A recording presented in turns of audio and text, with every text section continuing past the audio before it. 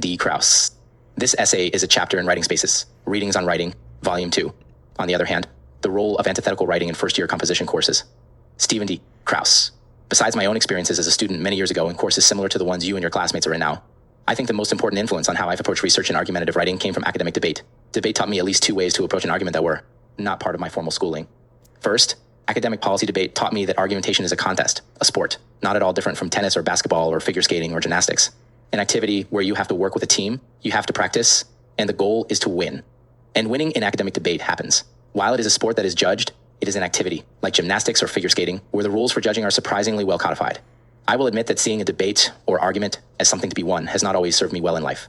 For there are any number of situations in which the framework for an argument is perhaps better perceived as an opportunity to listen and to compromise than to score points.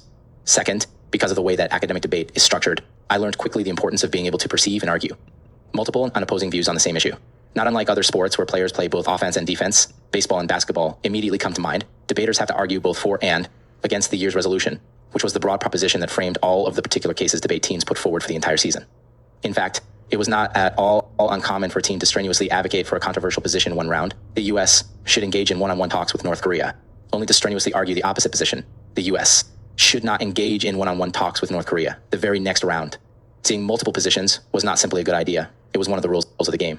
I've brought these past experiences into my current teaching in a number of ways, including one of the exercises I am discussing here, what my students and I call antithesis writing.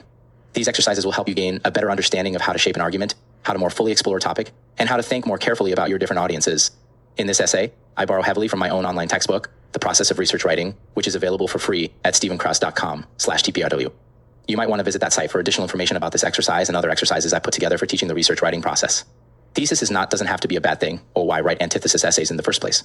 Somewhere along the way, thesis became a dirty word in a lot of writing courses, inherently bound up and attached to all that is wrong with what composition historians and the writing scholars call the current traditional paradigm of writing instruction. Essentially, this approach emphasizes the product and forms of writing. In most 19th century American rhetoric textbooks, these forms were exposition, description, narration, and argument, issues of syntax and grammar, correctness, and so forth.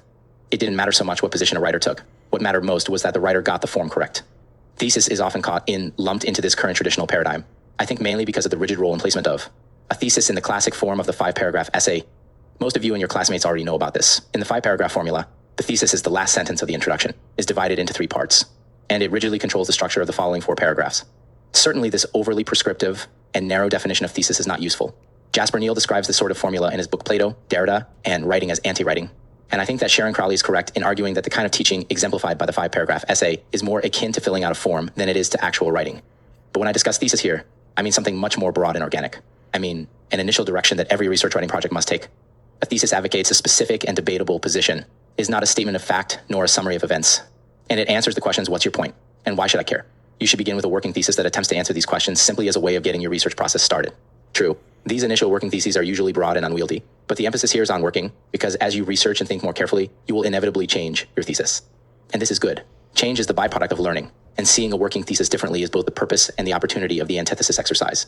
So, I think the first and probably most important reason to consider antithesis writing is to test and strengthen the validity of the working thesis. After all, there isn't much debatable about a working thesis like crime is bad or cleaning up the environment is good, which suggests that there probably isn't a viable answer to the questions, what's your point, and why should I care?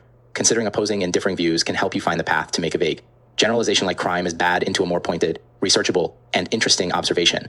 The second general value for antithesis exercises is to raise more awareness of your audience, the potential readers who would disagree with your working thesis, along with readers who are more favorable to your point. Sometimes, readers won't be convinced no matter what evidence or logic a writer presents, but it seems to me that writers have an obligation to at least try, generating antithetical points in 5 easy steps. I've already discussed this step in some detail. Step 1, have a working thesis and make sure you have begun the research process. Developing a good antithetical argument is not something you can do as a first step in the research process. Generally, you need to have already developed a basic point and need some evidence and research to develop that point. In other words, the process of developing an antithetical position has to come after you develop an initial position in the first place. Step 2, consider the direct opposite of your working thesis. This is an especially easy step if your working thesis is about a controversial topic. Working thesis, to prevent violence on campus, students, staff, and faculty should not be allowed to carry concealed weapons. Antithesis, to prevent violence on campus, students, staff, and faculty should be allowed to carry concealed weapons. Working thesis, drug companies should be allowed to advertise prescription drugs on television. Antithesis, drug companies should not be allowed to advertise prescription drugs on television. This sort of simple change of qualifiers also exposes weak theses, because, generally speaking, the opposite position of a proposition that everyone accepts as true is one that everyone easily accepts as false. For example, if you begin with a working thesis like drunk driving is bad or teen violence is bad to their logical opposites, you end up with an opposite that is ridiculous. Drunk driving is good or teen violence is good. What that signals is that it is probably time to revisit your original working thesis. Usually though, considering the opposite of a working thesis is a little more complicated. For example, working thesis. Many computer hackers commit serious crimes and represent a major expense for internet-based businesses. Antitheses. Computer hackers do not commit serious crimes. Computer hacking is not a major expense for internet-based businesses. Both of the antithetical examples are the opposite of the original working theses, but each focuses on different aspects of the working thesis. Step 3. Ask why about possible antithetical arguments. Creating antitheses by simply changing the working thesis to its opposite typically demands more explanation. The best place to develop more details with your antithesis is to ask why.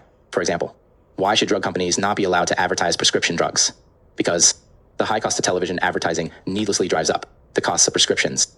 Advertisements too often confuse patients and offer advice that contradicts the advice of doctors. Why are the crimes committed by computer hackers not serious? Because they are usually pranks or acts of mischief. Computer hackers often expose problems for internet busyness before serious crimes result. The point here is to dig a little further into your antithetical argument. Asking why is a good place to begin that process. Step 4. Examine alternatives to your working thesis. Often, the best antithetical arguments aren't about the opposite so much as they are about alternatives. For example, the working thesis to prevent violence on campus, students, staff, and faculty should not be allowed to carry concealed weapons presumes that a serious potential cause for violence on campuses is the presence of guns. However, someone could logically argue that the more important cause of violence on college campuses is alcohol and drug abuse. Certainly the number of incidents involving underage drinking and substance abuse outnumber those involving firearms on college campuses. And it is also probably true that many incidents of violence on college campuses involve drinking or drugs. Now, unlike the direct opposite of your working thesis, the alternatives do not necessarily negate your working thesis. There is no reason why a reader couldn't believe that both concealed weapons and alcohol and substance abuse contribute to violence on campuses. But in considering alternatives to your working thesis, the goal is to weigh the positions against each other. I'll return to this matter of weighing your position later. Step 5. Imagine hostile audiences. Whenever you are trying to develop a clearer understanding of the antithesis of your working thesis, you need to think about the kinds of audiences who would disagree with you. By thinking about the opposites and alternatives to your working thesis, you are already starting to do this because the opposites and the alternatives are what a hostile audience might think. Sometimes, potential readers are hostile to a particular working thesis because of ideals, values, or affiliations they hold that are at odds with the point being advocated by the working thesis. For example, people who identify themselves as being pro-choice on the issue of abortion would certainly be hostile to an argument for laws that restrict access to abortion. People who identify themselves as being pro-life on the issue of abortion would certainly be hostile to an argument for laws that provide access to abortion. At other times, audiences are hostile to the arguments of a working thesis because of more crass and transparent reasons. For example, the pharmaceutical industry disagrees with the premise of the working thesis drug companies should not be allowed to advertise prescription drugs on TV because they stand to lose billions of dollars in lost sales. Advertising companies and television broadcasters would also be against this working thesis because they too would lose money. You can probably easily imagine some potential hostile audience members who have similarly selfish reasons to oppose your point of view. Of course, some audiences will oppose your working thesis based on a different interpretation of the evidence and research. This sort of difference of opinion is probably most common with research projects that are focused on more abstract and less definitive subjects. But there are also different opinions about evidence for topics that you might think would have potentially more concrete right and wrong interpretations. Different researchers and scholars can look at the same evidence about a subject like gun control and arrive at very different conclusions. Regardless of the reasons why your audience might be hostile to the argument you are making with your working thesis, it is helpful to try to imagine your audience as clearly as you can. What sort of people are they? What other interests or biases might they have? Are there other political or social factors that you think are influencing their point of view? If you want to persuade at least some members of this hostile audience that your point of view and your interpretation of the research is correct, you need to know as much about your hostile audience as you possibly can. Strategies for answering antithetical arguments. It might not seem logical, but directly acknowledging and addressing positions that are different from the one you are holding in your research can actua. Lie make your position. When you take on the antithesis in your research project, it shows you have thought carefully about the issue at hand, and you acknowledge that there is no clear and easy right answer.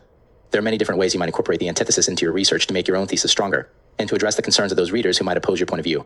For now, focus on 3 basic strategies: directly refuting your opposition, weighing your position against the opposition, and making concessions. Directly refuting your opposition, perhaps the most obvious approach. One way to address those potential readers who might raise objections to your arguments is to simply refute their objections with better evidence and reasoning. Of course, this is an example of yet another reason why it is so important to have good research that supports your position. When the body of evidence and research is on your side, it is usually a lot easier to make a strong point. Answering antithetical arguments with research that supports your point of view is also an example of where you as a researcher might need to provide a more detailed evaluation of your evidence. The sort of questions you should answer about your own research: who wrote it, where was it published, when was it published, etc., are important to raise in countering antithetical arguments that you think come from suspicious sources. Weighing your position against the opposition. Readers who oppose the argument you are trying to support with your research might do so because they value or weigh the implications of your working thesis differently than you do. For example, Those opposed to a working thesis like drug companies should not be allowed to advertise prescription drugs on TV might think this because they think the advantages of advertising drugs on television, increased sales for pharmaceutical companies, revenue for advertising agencies and television stations, and so forth, are more significant than the disadvantages of advertising drugs on television. Besides recognizing and acknowledging the different ways of comparing the advantages and disadvantages suggested by your working thesis, the best way of answering these antithetical arguments in your own writing is to clearly explain how you weigh and compare the evidence. This can be a challenging writing experience because it requires a subtle hand and a broad understanding of multiple sides of your topic. But if in acknowledging to your readers that you have carefully considered the reasons against your working thesis and you can demonstrate your position to be more persuasive, then this process of weighing positions can be very effective. Making concessions. In the course of researching and thinking about the antithesis to your working thesis and its potentially hostile audiences, it may become clear to you that these opposing views have a point. When this is the case, you may want to consider revising your working thesis or your approach to your research to make some concessions to these antithetical arguments. Sometimes, my students working on this exercise make concessions to the point of changing sides on their working thesis. That is, in the process of researching, writing, and thinking about our topic, a researcher moves from arguing for their working thesis to arguing for their aim. This might seem surprising, but it makes perfect sense when you remember the purpose of research in the first place. When we study the evidence on a particular issue, we often realize that our initial and uninformed impression or feelings on an issue were simply wrong. That's why we research. We put more trust in opinions based on research than in things based on gut instinct or feelings. But usually, most concessions to antithetical perspectives are less dramatic and can be accomplished in a variety of ways. You might want to employ some qualifying terms to hedge a bit. For example, the working thesis drug companies should not be allowed to advertise prescription drugs on TV might be qualified to drug. Companies should be closely regulated about what they are allowed to advertise in TV. I think this is still a strong working thesis, but the revised working thesis acknowledges the objections some might have to the original working thesis. Of course, you should use these sorts of concessions carefully. An overqualified working thesis can be just as bad as a working thesis about something that everyone accepts as true. It can become so watered down as to not have any real significance anymore. A working thesis like drug company television advertising is sometimes bad and sometimes good for patients is overqualified to the point of taking no real position at all. But you still can't convince everyone. I'd like to close by turning away a bit from where I started this essay, the influence of competitive debate on my early education about argument. In debate, an argument is part of the game, the catalyst, for the beginning of a competition. The same is often true within college classrooms. Academic arguments are defined in terms of their hypothetical nature. They aren't actually real, but rather merely an intellectual exercise. But people in the real world do hold more than hypothetical positions, and you can't always convince everyone that you're right, no matter what evidence or logic you might have on your side. You probably already know this. We have all been in conversations with friends or family members where, as certain as we were that we were right about something, and as hard as we tried to prove we were right, our friends or family were simply unwilling to budge from their positions. When we find ourselves in these sorts of deadlocks, we often try to smooth over the dispute with phrases like "you're entitled to your opinion," or "we will have to agree to disagree." And then we change the subject. In polite conversation, this is a good strategy to avoid a fight. But in academic contexts, these deadlocks can be frustrating and difficult to negotiate. A couple of thousand years ago, the Greek philosopher and rhetorician Aristotle said that all of us respond to arguments based on three basic characteristics or appeals: logos or logic, pathos or emotional character, and ethos, the writer's or speaker's perceived character. Academic writing tends to rely most heavily on logos and ethos because academics tend to highly value arguments based on logical research and arguments that come from writers with strong character building qualifications, things like education, experience, previous publications, and the like. But it's important to remember that pathos is always there, and particularly strong emotions or feelings on a subject can obscure the best research. Most academic readers have respect for writers when they successfully argue for positions that they might not necessarily agree with. Along these lines, most college writing instructors can certainly respect and give a positive evaluation to a piece of writing they don't completely agree with, as long as it uses sound logic and evidence to support its points. However, all readers, students, instructors, and everyone else come to your research project with various preconceptions about the point you are trying to make. Some of them will already agree with you and won't need much convincing. Some of them will never completely agree with you, but will be open to your argument to a point. And some of your readers, because of the nature of antithetical writing in first-year composition courses 151, the point you are trying to make and their own feelings and thoughts on the matter will never agree with you, no matter what research evidence you present or what arguments you make. So, while you need to consider the antithetical arguments to your thesis in your research project to convince as many members of your audience as possible that the point you are trying to make is correct, you should remember that you will likely not convince all of your readers all of the time. Discussion. 1. When was the last time you had to argue for a specific position on an issue? What was the issue? Were you alone, or did you have friends to back you up? How did you find evidence to support your position? Did you win the argument by getting your way, or by convincing the opponents of you were right? Why did you win or not win? 2. What are some issues have you recently talked about in courses, other than writing? What were some theses offered by students in those classes, or by the professor? Pick one or two of the theses you found most intriguing or that elicited the most conversation, and see if you can write the antithesis. Is this impossible without doing some research? Why or why not? What would you do next if you needed to follow up on this thinking exercise as a writing project? 3. Because of research on a particular issue, have you ever changed your mind about what you believed was right? What was the issue? Why did you change your mind? Or why not? 4. When you've been in classes and not agreed with others do, Dents or the professor, did you offer your differing opinion? Was that based on research or your gut instinct or your own experience? What was the most effective process you've used for participating in debate in classes? Or has this been something you're unwilling to be involved in? Why has that been the case? Note 1.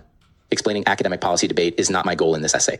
But I will say that academic debate bears almost no resemblance to debates between political candidates or to the stereotypical way debate tends to be depicted on television shows or in movies. Certainly debate involves a certain intellectual prowess. But I think it's fair to say that debate is a lot closer to a competitive sport than a classroom exercise. Two excellent introductions to the world of academic debate are the Wikipedia entry for policy debate and the 2007 documentary movie Resolved. Works cited: Crowley, Sharon. The Methodical Memory, Invention in Current Traditional Rhetoric, Carbondale, Southern Illinois UP, 1990. Print, Neil, Jasper. Plato, Derrida, and Writing. Carbondale, Southern Illinois UP, 1988. Print. On the other hand,